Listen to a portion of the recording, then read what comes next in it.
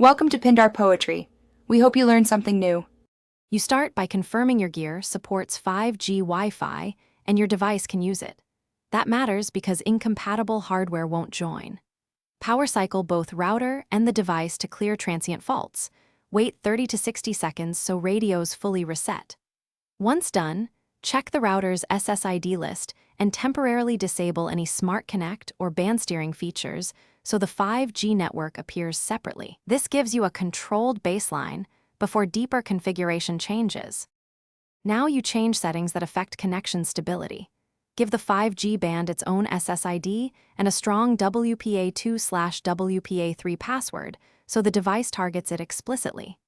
Next, pick a less crowded channel range, lower or upper 5 GHz blocks, and set channel width to 80 MHz for speed, reduce to 40 MHz if interference appears. Make sure modulation and country settings match your location, then save and reboot the router so the new radio parameters take effect and the device can reassociate cleanly. Finish by removing the old network profile on your device. Forget the SSID, then reconnect to the newly configured 5G with the correct password so cache settings don't interfere. Update router firmware and your device's Wi-Fi drivers because fixes and compatibility patches often resolve stubborn problems. If you still fail to connect, temporarily test with WPA2 security only to rule out WPA3 compatibility issues. Remember to restore stronger security afterward.